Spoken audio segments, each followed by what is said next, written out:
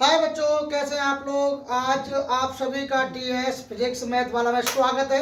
आज हम लोग बेटे बच्चों सॉल्व करूंगा चैप्टर 11.1 ट्वेल्थ मैथमेटिक्स में और 3 डायमेंशनल ज्योमेट्री अर्थात त्रिविमीय ज्यामिति परिचय।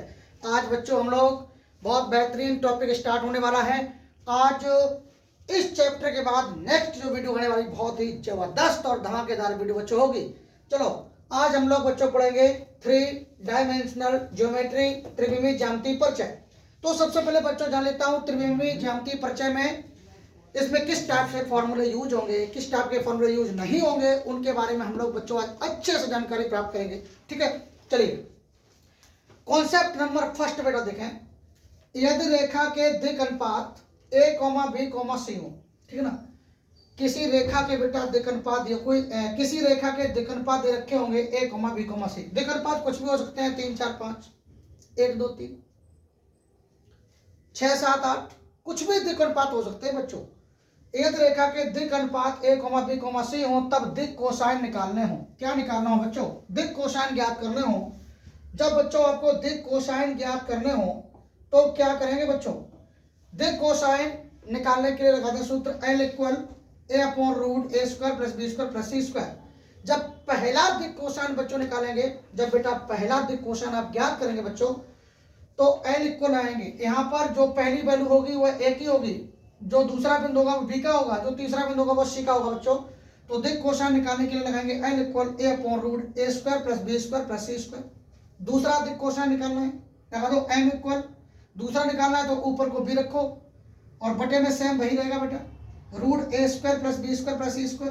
तीसरा दिक् कोसाइन निकालना है बच्चों, n इक्वल लगाओ c/√a² + b² + c²। Concept number दूसरा, कॉन्सेप्ट नंबर दूसरा बच्चों देख लो। कॉन्सेप्ट नंबर दूसरा क्या कह रहा है? रेखा की दिक् कोसाइन के संबंध, रेखा की दिक् कोसाइन के संबंध में फॉर्मूला क्या होता है? L² + m² + n² equal. ये कैसे आएगा बच्चों? अगर मैं समीकरण 1 इसको डाल दें, समीकरण 2 इसको डाल दें, समीकरण 3 इसको डाल दें, तीनों समीकरणों को वर्ग करके जोड़ दूं। अगर मैं इसको कंडीशन फर्स्ट डालूं बच्चों, इसको कंडीशन 2 डाल दें, इसको कंडीशन 3 डाल दें और तीनों समीकरणों को यदि वर्ग करके बेटा जोड़ दूं तो हमें यह कॉन्सेप्ट मिलेगा L² + m² + n² इक्वल 1। ये भी दिक् कोसाइन का संबंध में, रेखा की दिक् कोसाइन के संबंध में ये फॉर्मूला बच्चों होता है। तो इस फॉर्मूले को बहुत ही महत्वपूर्ण फॉर्मूला है बच्चों, बहुत ही महत्वपूर्ण ये फॉर्मूला है। मैं आपको क्या बताऊं, इस फॉर्मूले की कुछ कहने की बात अलग है, मतलब इसकी बात ही कुछ अलग है। इस फॉर्मूले को आप बेटा याद कर लो। तो L² + m² + n² इक्वल 1, ये रेखा की दिक् कोसाइन के संबंध में ये फॉर्मूला होता है। आगे ध्यान दो, अगला कॉन्सेप्ट ध्यान दें। बिंदुओं P, कोई P के बेटा निर्देशांक है, ये कोई रेखा है, इस रेखा पर हमने कोई P के निर्देशांक मान लिए, कितना है? x1 y1 z1, तो ये रहे x1 y1 z1। Q के निर्देशांक है x2 y2 z2, इस रेखा पर कोई दूसरा बिंदु है बेटा Q जिसके निर्देशांक x2 y2 z2 है, x2 y2 z2 है, को जुड़ने वाले रेखाखंड के दिक् अनुपात। इन दोनों बिंदुओं को जुड़ने वाले, इन दोनों बिंदुओं को जुड़ने वाले रेखाखंड का अगर दिक् अनुपात पूछा जाए तो बच्चों दिक् अनुपात निकालना बहुत ही सिंपल है, बहुत ही आसान है। कैसे निकालेंगे दिक् अनुपात? चाहे आप x1 में से x2 को घटाएं, कोई दिक्कत नहीं बेटा, नो प्रॉब्लम। चाहे आप x2 में से x1 घटाएं, अरे कुछ क्या करना है जीवन में यार, दिक् अनुपात निकालना है यार। तो x2 में से x1 घटा दो, तो बंद का लिख के x2 - x1। फिर घटा दो बच्चों y2 में से कितना? y1 घटा दो बच्चों, तो क्या बनेगा? y2 - y1। फिर घटा दो बच्चों z में से कितना? z1, तो क्या बनेगा? z2 - z1। दिक् अनुपात निकालना बहुत आसान है। जब दो बिंदु रखे हो, हमने एक बिंदु P का मान लिया और दूसरा बिंदु Q का मान लिया, जब दो बिंदुओं को मिलाने वाली रेखा के दिक् अनुपात निकालने हो, इन दोनों बिंदुओं को मिलाने वाली रेखा के क्या निकालना बच्चों? दिक् अनुपात निकालने हो। तो दिक् अनुपात का बेसिक कॉन्सेप्ट है x2 में से x1 घटाइए, y2 में से y1 घटाइए, z2 में से z1 घटाइए। कॉन्सेप्ट ये आगे दिक् अनुपात, ये दिक् अनुपात बनेंगे। ओके बच्चों, चलिए अगले नेक्स्ट फॉर्मूले पे चलता हूं। अगला फॉर्मूला क्या है भाई? देख लो भाई, यदि रेखा x, y, z, यदि रेखा x, y, z अक्षों की धनात्मक दिशा के साथ, जो x अक्ष है यह x अक्ष बेटा θ1 कोण बनाए, y अक्ष बेटा θ2 कोण बनाए और z अक्ष बेटा θ3 कोण बनाए, तब उस कंडीशन में दिक् कोसाइन पूछे। क्या पूछे भाई, उस कंडीशन में आपसे क्या पूछे, दिक कोसाइन पूछे। मतलब यदि रेखा हमारी एक्स अक्ष जो है, एक्स अक्ष धनात्मक दिशा में अगर थीटा 1 कोण बनाता है, वाई अक्ष बेटा थीटा 2 कोण बनाता है, जेड अक्ष बेटा थीटा 3, इसका मतलब क्या हुआ, एक्स अक्ष का कोण अलग होगा, वाई अक्ष का बबुआ कोण अलग होगा, जेड अक्ष का कोण कैसा होगा, अलग होगा। अगर बेटा एक्स अक्ष जो है थीटा 1 कोण बनाए, वाई अक्ष थीटा 2 कोण बनाए और जेड अक्ष थीटा 3 कोण बनाए, बात को समझो, कॉन्सेप्ट को समझो, तब उस कंडीशन में आपसे दिक कोसाइन पूछेगा। क्या पूछेगा, दिक कोसाइन पूछेगा। तो दिक कोसाइन निकालने का सूत्र L इक्वल cos थीटा 1 कर दो, M इक्वल cos थीटा 2 कर दो और N इक्वल cos थीटा 3। कब, जब x अक्ष बनाई थीटा 1 कोण, y अक्ष बनाई थीटा 2 और z अक्ष बनाई थीटा 3 कोण बनाई, तब उस कंडीशन में दिक कोसाइन पूछे तो दिक कोसाइन का लगा दो L equal cos theta 1, M equal cos theta 2, N equal cos theta 3। कोई दिक्कत है? चलिए नेक्स्ट, ये बहुत महत्वपूर्ण भाई, इसका कुछ कहने लगे, ये कॉन्सेप्ट बहुत गजब का है भाई। देखो, दो रेखाओं के समांतर होने का प्रतिबंध, दो रेखाएं समांतर होंगी भाई, देख लो ये वाली रेखा इसके समांतर है कि नहीं। अगर पहली रेखा के द्विगुणपात a1 b1 c1 हो और दूसरी रेखा के द्विगुणपात a2 b2 c2 हो, ये पहली रेखा है भाई, ये दोनों रेखाएं एक दूसरे के पैरेलल हैं। पैरेलल का मतलब समझ रहे हो, समांतर है। जब दो रेखाएं एक दूसरे के समांतर हों और आपसे ये पूछे कि दो रेखाएं एक दूसरे के समांतर है जिनके द्विगुणपात a1 b1 c1 a2 b2 c2 है, तो पूछेगा भाई क्या ये रेखाएं समांतर होंगी कि नहीं होंगी। तो समांतर होने का प्रतिबंध सिंपल है, a1 upon a2 equal b1 upon b2 equal c1 upon c2। अगर सभी के मान इक्वल आ जाए, इन सभी का रेशियो मतलब अनुपात इक्वल हो, बच्चों बात को समझो, अगर a1 बटे a2 इक्वल b1 बटे b2 इक्वल c1 बटे c2, अगर इन तीनों का अनुपात बराबर आ जाए, तीनों की वैल्यू इक्वल आ जाए, तो समझ आइए ये पहली रेखा दूसरे के पैरेलल है या दूसरी रेखा पहले के पैरेलल है, समांतर है। बात कही। अगला कॉन्सेप्ट को देखता हूं बेटे, अगला कॉन्सेप्ट क्या है, दो रेखाओं के लंबवत होने का प्रतिबंध।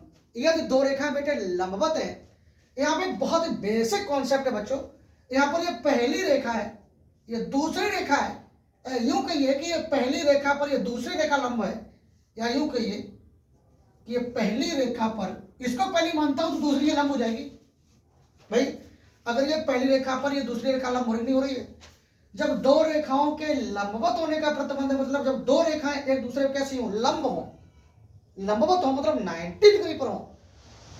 अगर मैंने मान लिया तो ये पहली रेखा है और इस पहली रेखा के दिक् अनुपात है a1 b1 c1, और ये दूसरी रेखा है, ये दोनों रेखाएं एक दूसरे के लंबवत हैं। जब ये दूसरी रेखा है तो दूसरी रेखा का दिक् अनुपात क्या होगा, a2 b2 c2 होगा। अगर पहली रेखा का दिक् अनुपात a1 b1 c1 है और दूसरी रेखा का दिक् अनुपात a2 b2 c2 है, तो दो रेखाओं के लंबवत होने का प्रतिबंध होता है a1 a2 plus b1 b2 plus c1 c2 equal 0। इनका रिजल्ट बेटा 0 होना चाहिए, इनका रिजल्ट इनकी सभी का योगफल ही 0 के इक्वल होता है। बहुत ही बेहतरीन ये कॉन्सेप्ट है बच्चों। मैंने क्या बोला, अगर पहली रेखा दूसरे पर लंब हो या दूसरी रेखा पहले पर लंब हो, जब दो रेखाएं एक दूसरे पर ही लंब हो तो लंबवत होने का प्रतिबंध होता है a1 a2 plus b1 b2 plus c1 c2 equal 0। तो पहली रेखा के दिक् अनुपात होंगे a1 b1 c1, दूसरी रेखा के दिक् अनुपात होंगे a2 b2 c2, और लंबवत हो तो लंबवत होने का बच्चों प्रतिबंध होता है a1 a2 plus b1 b2 plus c1 c2 equal 0। कोई दिक्कत बेटा? कमेंट में बताएं एकदम बेहतरीन, मजा आया नहीं आया? चलो भाई, अब हम लोग प्रश्नावली एक्सरसाइज 11.1 पर चलता हूं, बहुत मजा आएगा। 11.1 में बेसिक कॉन्सेप्ट बस पढ़िए, जिससे 11.2 समझ में आए, बहुत बेहतरीन समझ में आएगा, बहुत मजा आएगा। एनसीईआरटी में ही क्वेश्चन एग्जाम में आते हैं, इतना ध्यान रखें बेटा। चलिए इसका स्क्रीनशॉट लें। चलिए बच्चों, आप पहला सवाल आपके सामने बेटा है। पहला सवाल बच्चों आपके सामने लिखा है, ये 11.1 स्टार्ट करो बच्चों। यदि एक रेखा x, y, z, कॉन्सेप्ट को बेटा सुनो। यदि एक रेखा x, y, z अक्ष के साथ क्रमशः 90 डिग्री, 135 डिग्री, 45 डिग्री के कोण बनाती है, इसकी दिक् कोसाइन निकालिए बच्चों। इसकी आपको दिक कोसाइन ज्ञात करने हैं। यहाँ पे थोड़ा सा ध्यान दो, एक्स अक्ष के साथ कितना कोण बनता है 90 का, वाई अक्ष के साथ कितने कोण बनता है बेटा 135 का, और जेड अक्ष के साथ कितने कोण बनता है बच्चों 45 डिग्री का। मतलब एक्स अक्ष के साथ जो कोण बनता है वो 90 का बनता है, अर्थात θ1 बराबर कितना बेटे 90 डिग्री, और θ2 बराबर कितना हो जाएगा बेटा 135 डिग्री, और θ3 कितना हो जाएगा बच्चों 45 डिग्री। कितना भाई 45 डिग्री। हमें भाई मैंने क्या बताया बच्चों, जब एक्स अक्ष वाई अक्ष जेड अक्ष के साथ क्रमशः θ1 θ2 θ3 कोण बने, ये बच्चों हो जाएगा θ1, दिख रहा भाई θ1, और ये θ2, और ये बच्चों कितना θ3। देखो बच्चों एक्स के साथ θ1 कोण बन रहा है मतलब 90 डिग्री, वाई अक्ष के साथ बन रहा है 135 डिग्री मतलब θ2, जेड अक्ष के साथ कोण बन रहा है बेटे 45 डिग्री अर्थात θ3। इसकी दिक कोसाइन निकालनी है, तो दिक कोसाइन आपको ज्ञात करनी है बच्चों। तो दिक कोसाइन कैसे ज्ञात करेंगे, बहुत ही सिंपल है भाई, जिंदगी बड़ी कमाल की है भाई, संघर्ष तो झेलना पड़ेगा। दिक कोसाइन निकालना है तो एल को लगा दो cos θ1, cos θ1, तो एल इक्वल cos θ1 की वैल्यू कितनी है भाई 90 डिग्री, तो एल इक्वल कितना आएगा, तो एल इक्वल बच्चों आएगा cos 90 कितना होता है, cos 90 का मान बनेगा बच्चों 0, तो एल की वैल्यू आएगी 0। अब लगा दो m इक्वल cos θ2, तो m इक्वल cos θ2 की वैल्यू 135 है बच्चों, तो m की वैल्यू आएगी माइनस के 1/√2। cos 135 का मान माइनस का 1/√2 होता है, कमेंट करके बताओ भाई। आगे एक और दिक कोसाइन निकालना, n इक्वल लगा दो भाई cos θ3, तो n इक्वल cos θ3 45 डिग्री, तो n इक्वल cos 45 का मान बच्चों होता है 1/√2, तो n की वैल्यू कितनी आएगी 1/√2। अतः हमारे बच्चों दिक कोसाइन बन गया 0, माइनस का 1/√2, 1/√2। अतः दिक कोसाइन कितने बन गए भाई, अतः दिक कोसाइन बन गया 0, माइनस 1/√2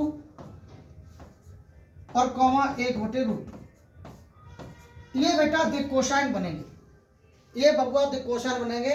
एक बार कमेंट करके बताओ क्या बेटा समझाया, कैसा लगा। देखो बच्चों क्वेश्चन नंबर 2, क्वेश्चन नंबर 2 बच्चों क्या कर रहा है, क्वेश्चन नंबर 2 कर रहा है एक रेखा के दिक कोसाइन ज्ञात करो। एक रेखा के बेटा दिक कोसाइन ज्ञात करने हैं, यहाँ पे थोड़ा सा ध्यान दो, एक रेखा के क्या निकालने हैं दिक कोसाइन। ओके आगे पढ़ो। जो निर्देशांक अक्षों के साथ मतलब एक्स अक्ष वाई अक्ष जेड अक्ष, जो निर्देशांक अक्षों के साथ, भाई त्रिकोणीय ज्यामिति चल रही भाई जिसमें 3 अक्ष होते हैं एक्स अक्ष वाई अक्ष जेड अक्ष, ज्ञात करो जो निर्देशांक अक्षों के साथ समान कोण बनाती है। ये यहाँ पे लिखा है समान कोण, तो ध्यान सुनो, मैंने मान लिया भाई, माना अल्फा, माना एक्स अक्ष के साथ जो कोण बनता है, माना एक्स अक्ष के साथ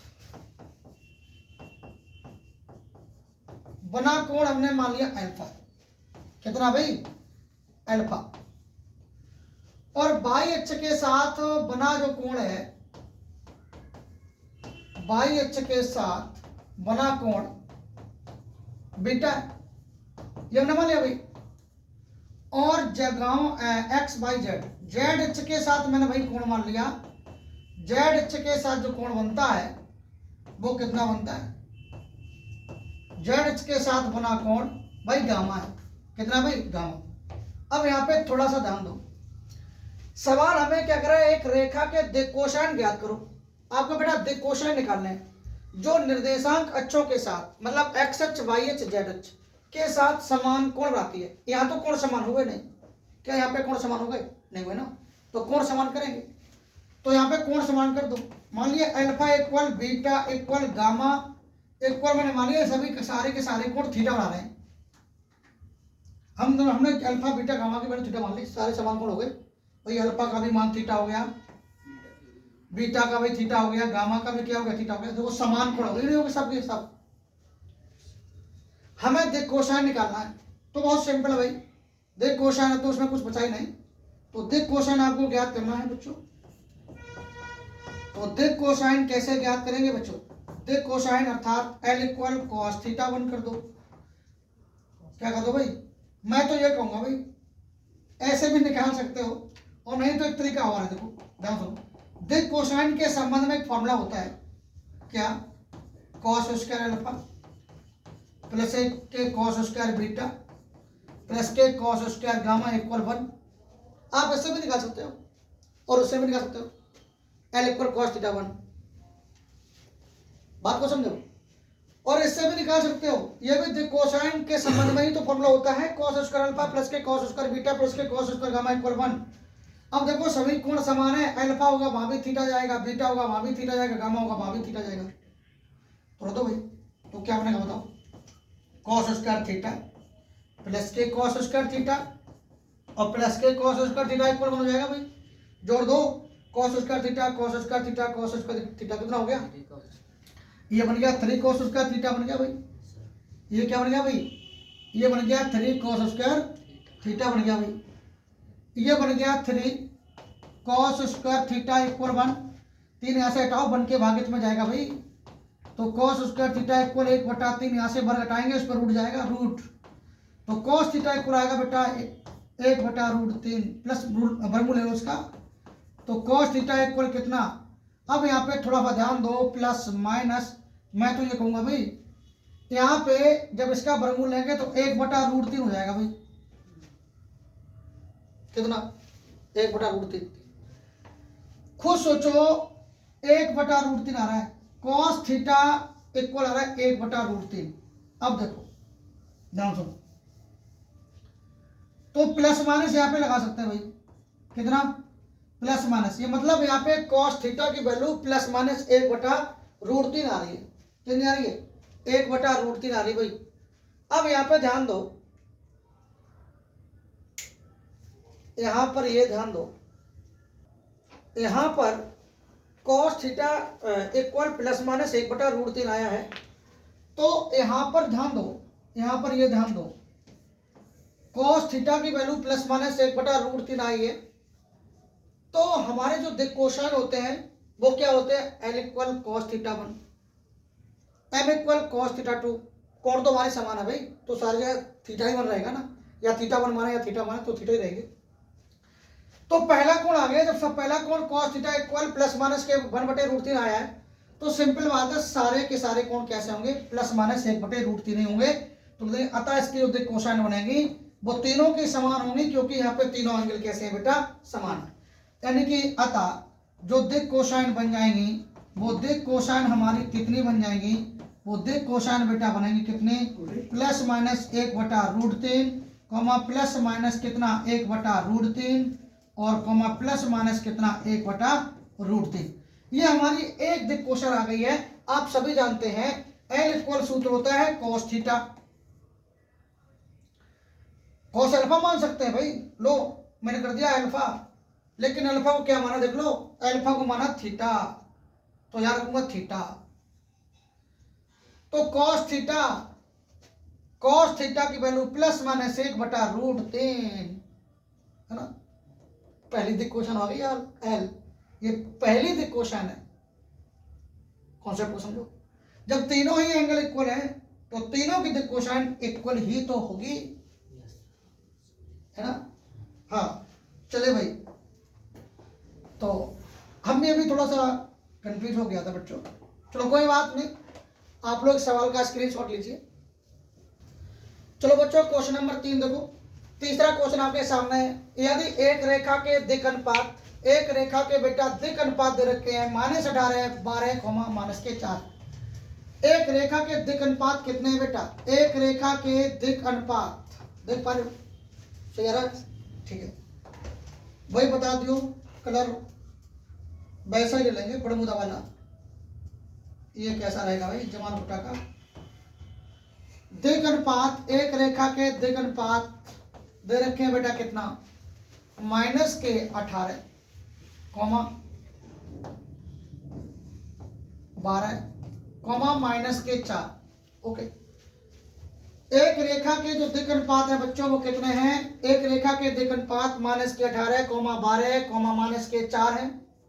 आगे ध्यान दो, तो इसकी दिक् कोसाइन ज्ञात करनी है। क्या निकालनी भाई? दिक् कोसाइन। बहुत सिंपल है। दिक् कोसाइन क्या होती है बेटा? L equal A upon root A square plus B square plus C square होती है। दूसरी दिक् कोसाइन क्या होती है बेटा? M equal B upon root A square plus B square plus C square. तीसरी बेटा दिक् कोसाइन क्या होती है? N equal C upon root A square plus B square plus C square. भाई बेसिक कॉन्सेप्ट है भाई। अगर किसी रेखा के दिक् अनुपात दे रखे हैं, दिक् अनुपात चाहे एल एम एन मान लो या फिर ए बी सी मान लो, हमें दिक् अनुपात निकालना है, सॉरी दिक् कोसाइन निकालना है। जब हमें दिक् कोसाइन ज्ञात करनी है तो लगा दो भाई एल इक्वल ए बटा रूट ए स्क्वायर प्लस के बी स्क्वायर प्लस के सी स्क्वायर। भाई मेहनत तो करनी पड़ेगी लैब में, इंसान का जन्म क्यों लिए हो। ठीक है, रखो भाई। ए की वैल्यू कितनी? माइनस के 18 अपॉन रूट यहाँ पे लिखा ए का वर्ग, तो 18 का वर्ग कर दो भाई, कितना मिलेगा? 324 मिलेगा। क्या 324? शायद 12 का वर्ग 144, 4 का वर्ग 16, ये माइनस के 18 बटे रूट, ये कितना हुआ? 324 ही लिखा भाई। 324 144 16 4 4, ये हो गया समथिंग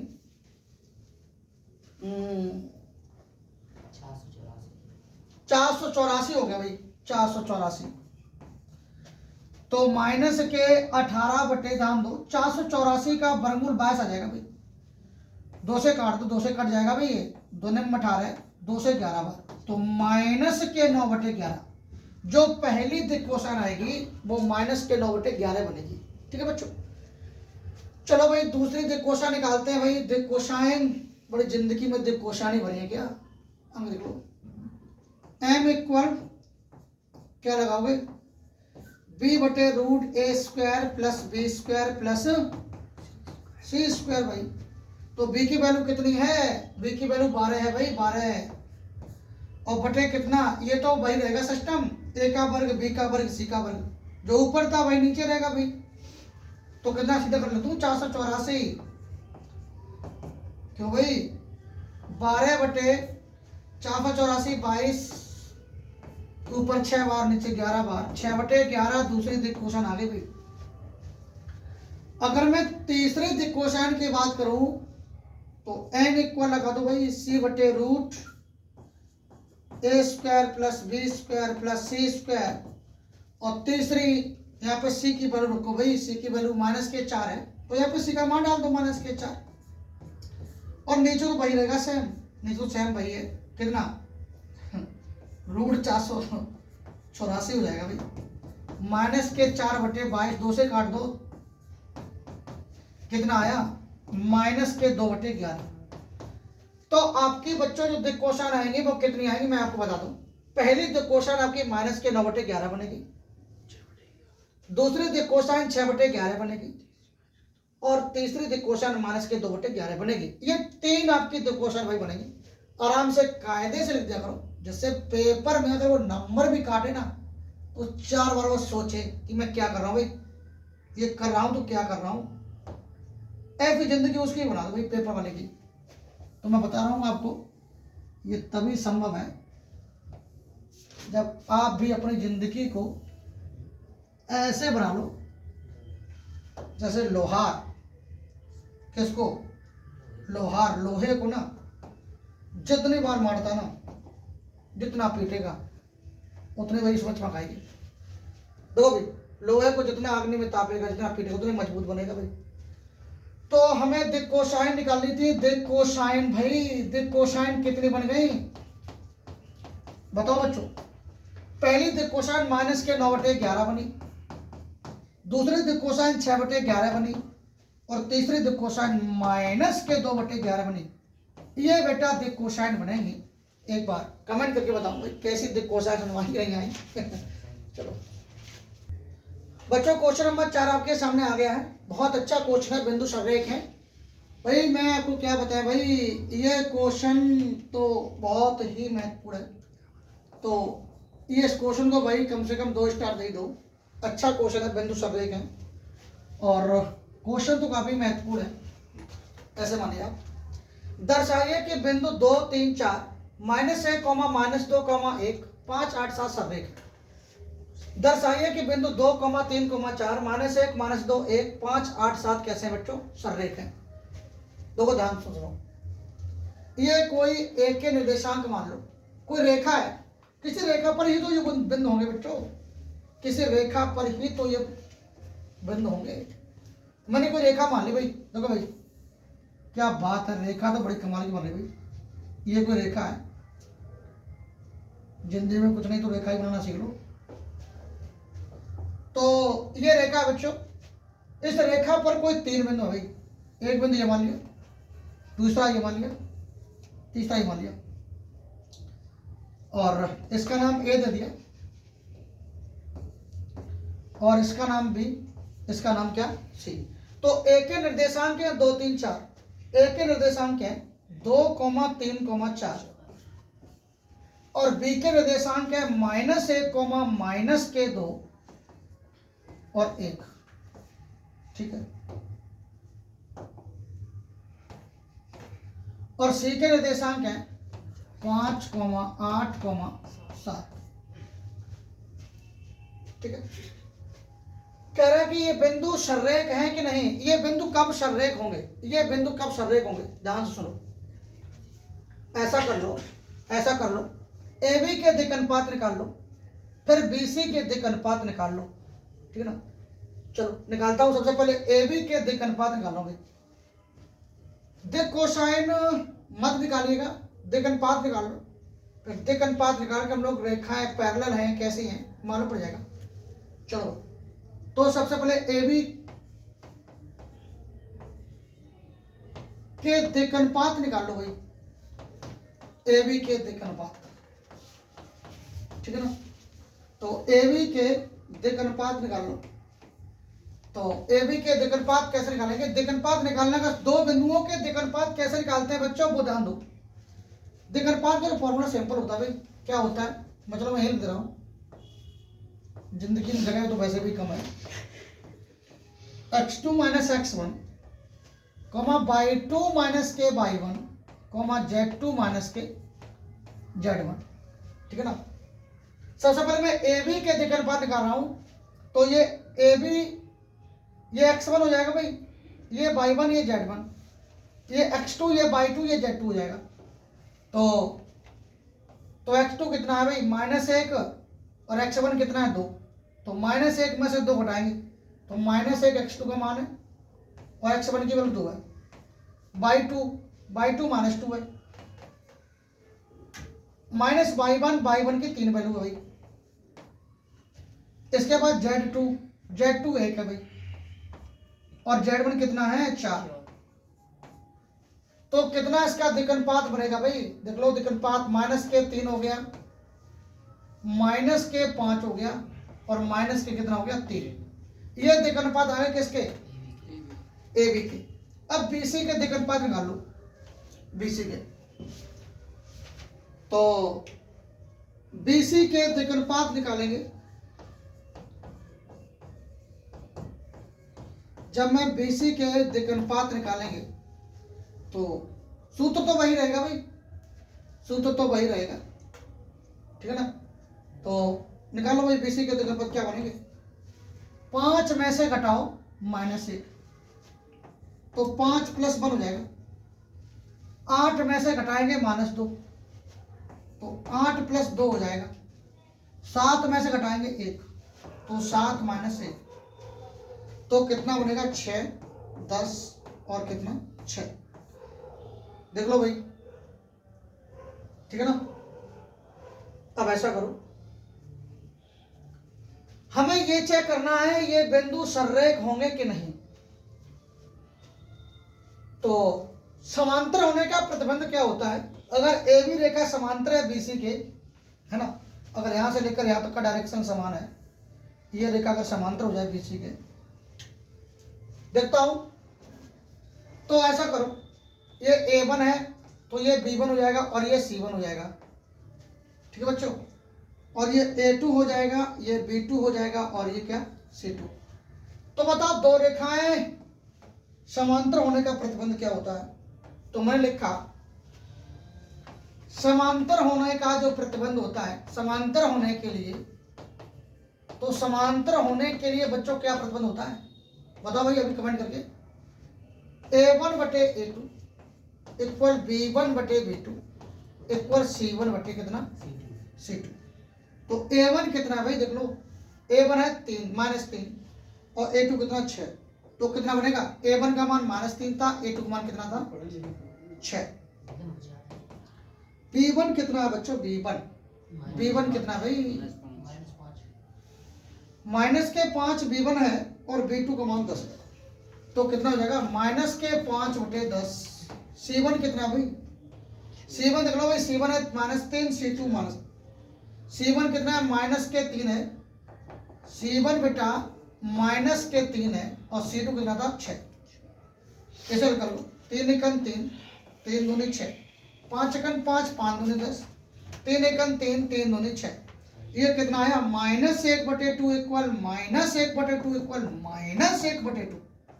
यहाँ पे क्या हुआ भाई? बाप रे बाप, ये तो सब इक्वल आ गया, ये तो भाई सब इक्वल आ गया। अब ध्यान सुनो, अब मेरा कॉन्सेप्ट को ध्यान सुनो। इसका मतलब ये हुआ कि ए बी समांतर है बीसी के, ए बी ये रेखा समांतर है, ए बी रेखा समांतर है किसके? बीसी के, पैरेलल है, पैरेलल। तो हमको भी लिखना पड़ेगा यहाँ पे, अगर पूरे पूरे नंबर प्राप्त करना चाहते हो। अतः ए बी समांतर है किसके? बीसी के, ठीक है ना। अतः ए बी समांतर है किसके भाई? बीसी के। तो कहेंगे चूंकि जो बिंदु भी है ना, मैं कॉन्सेप्ट बताऊं, ये बिंदु भी उभयनिष्ठ है, कॉमन है, ये बिंदु भी उभयनिष्ठ है भाई, कॉमन है। कहेंगे क्यों भाई? देख लो, ए बी रेखा बीसी रेखा, बिंदु भी ए बी रेखा में भी आ रहा है, बीसी में भी आ रहा है, तो कैसा हुआ? उभयनिष्ठ हुआ। इसमें लिख दो भाई, छाप दो, कॉमा, जबकि बिंदु भी, जबकि जो बिंदु भी है ना, बिंदु भी कॉमन है, उभयनिष्ठ है, उभयनिष्ठ है। अतः बिंदु ए कॉमा बी कॉमा सी कैसे होंगे? संरेख होंगे। अतः बिंदु ए कॉमा बी कॉमा सी कैसे होंगे भाई? संरेख है। कुछ था नहीं विशेष खास सवाल में, फिर भी अच्छा क्वेश्चन था, कॉन्सेप्ट बढ़िया लगा। मैं बताओ भाई, स्क्रीनशॉट लो इसका। चलो भाई बच्चों, अगला सवाल देखो, क्वेश्चन नंबर 5 आपके सामने लिखा है, बहुत अच्छा क्वेश्चन है और मैं तो ये कहूंगा भाई इसको एक बार पढ़ लो। इसमें जितने भी दिक कोसाइन से क्वेश्चन आएंगे वो इसी से बनेंगे। एक बार 11.2 में पढ़ेंगे तो वहां बहुत मजा आएगा। एक त्रिभुज की भुजाओं की दिक कोसाइन, एक त्रिभुज है क्या भाई? एक त्रिभुज है, तो मैं यहाँ पे त्रिभुज बना रहा हूँ भाई। कैसा बन रहा भाई? जिंदगी में त्रिभुज ही बन जाए, कुछ नहीं तो। ये त्रिभुज है, इसका नाम दे दिया एबीसी, ठीक है, ठीक है बच्चों।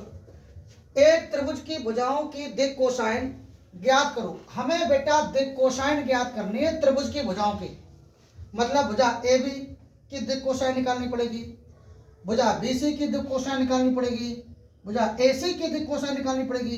भाई दिक कोसाइन ऐसे नहीं आ जाएगी।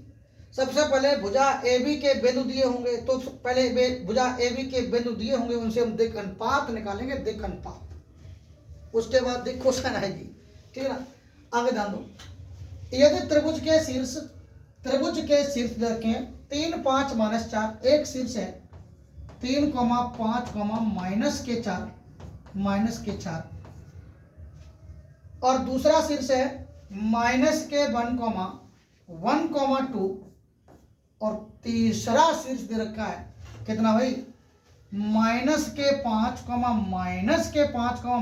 -5, यहाँ तो भाई सारी जिंदगी माइनस में निकल गई, देखो सही है।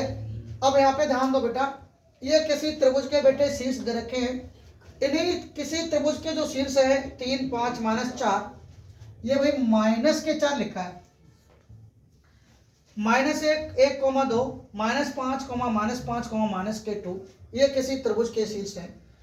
इस त्रिभुज की भुजाओं की दिक् कोसाइन निकालनी है। सबसे पहले भुजा AB की दिक् कोसाइन निकालनी है, फिर भुजा BC की दिक् कोसाइन निकालनी है, फिर CA की दिक् कोसाइन निकालनी है बच्चों।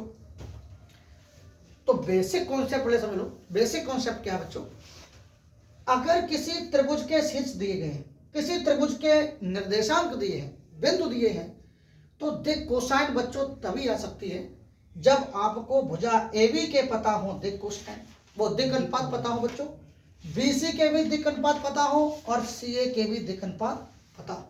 तो सबसे पहले मैं दिक् अनुपात निकालूंगा और दिक् अनुपात जैसे ज्यों ही पता हो जाएंगे वैसे दिक् कोसाइन आ जाएंगे।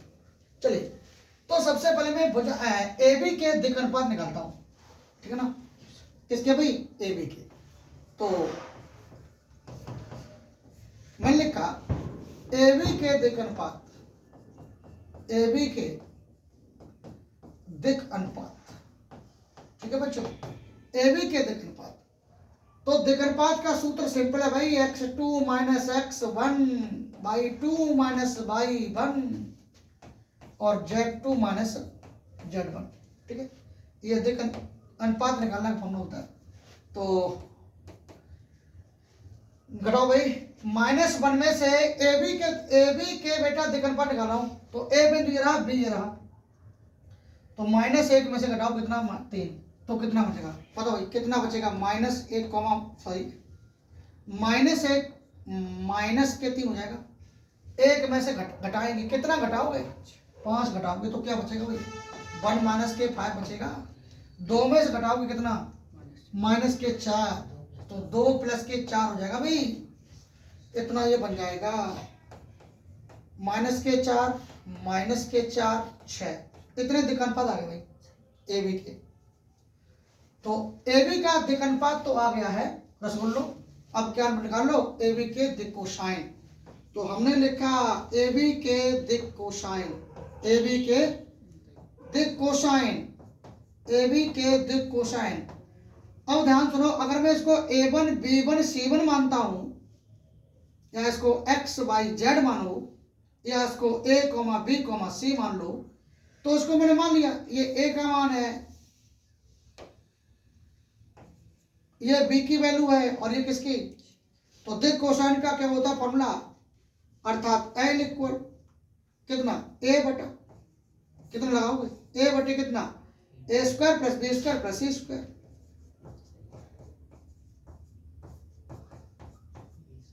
रखो भाई मान, A की वैल्यू कितनी है, -4, रूट यहां पर A का वर्ग करना है तो A का वर्ग 4 का वर्ग कितना, 16, B का वर्ग, B का मान 4 है तो 4 का वर्ग 16, C का वर्ग 6 का वर्ग 36,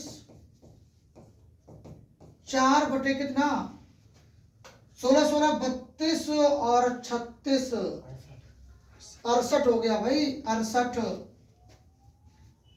68 को लिखेंगे 2√17 लिखेंगे क्या, 2√17।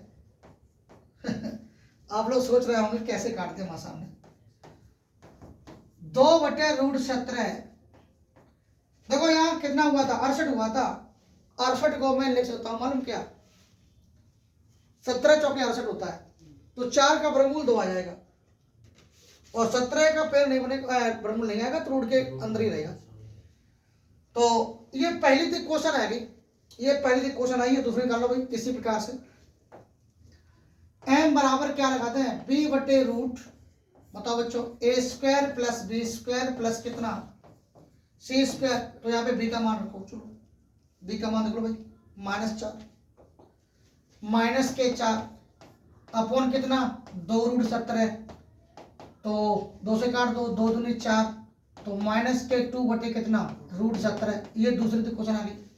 तीसरी दिक् क्वेश्चन निकाल लो, n = C बटे कितना, रूट ए स्क्वायर प्लस के बी स्क्वायर प्लस कितना हुआ सी स्क्वायर, और सी की वैल्यू कितनी है बच्चों, सी की वैल्यू है 6, कितनी बेटा, सी की वैल्यू है 6 अपॉन रूट 2√17 ये आएगा हल करने पर, तो 2 3 6 ये आएगा 3 बटे कितना √17। यानी कि जो भुजा ए बी थी ना, भुजा ए बी, तो भुजा ए बी के दिक् कोशन आ चुके हैं। पहला दिक् कोशन 2 बटे √17 है, दूसरा जो दिक् कोशन है बच्चों वो कितना है, दूसरा दिक् कोशन बच्चों कितना है -2 बटे √17 है, और तीसरा दिक् कोशन कितना तीसरा है 3 बटे √17 है। दो तो दिक् कोशन समान है, -2 बटे √17 और -2 बटे √17 और 3 बटे √17। अर्थात मैं लिखूंगा अतः भुजा ए बी के जो दिक् कोशन आए हैं, ए बी के दिक् कोसाइन, वो ए बी के दिक् कोसाइन कितने आ गए बेटा, -2 बटे √17 -2 बटे √17 और कितना 3 बटे √17। ये ए बी के दिक् कोशन आए बच्चों। इसी प्रकार से आप बताओ बीसी के दिक् कोसाइन निकाल पाओगे, इसी प्रकार से निकाल जाएंगे, और सीए के दिक् कोसाइन निकाल लोगे। इस जैसे मैंने ए बी के पहले दिक् अनुपात निकाला, फिर ए बी के दिक् कोसाइन निकाल लिया, उसी प्रकार आप बीसी के दिक् अनुपात निकाल लेना, फिर बीसी के दिक् कोसाइन निकाल लेना, फिर सीए के दिक् अनुपात निकालना, फिर सीए के दिक् कोसाइन निकालना। बताओ भाई, कमेंट करके बताओ, क्या इसी प्रकार से जो हमने ए बी भुजा के दिक् कोसाइन निकाले हैं, क्या ठीक इसी प्रकार से दिक् कोसाइन निकाल पाएंगे? एक बार कमेंट करके अवश्य बताओ वीडियो कैसा लगा। वीडियो को शेयर करो, लाइक करो, और हमारे चैनल को भाई सब्सक्राइब भी कर लो, और जिससे नोटिफिकेशन जैसी वीडियो मैं अपलोड करूं या लाइव क्लास चलाऊं तो वीडियो सबसे पहले नोटिफिकेशन आपके पास पहुंचे। चलो भाई, अगली प्रश्न मिलते हैं 11.2 पर। आज इतना ही। 11.1 पूर्णतः खत्म हो चुकी है। एक बार कमेंट में बेटा जरूर लिख के बताओ कैसा वीडियो लगा।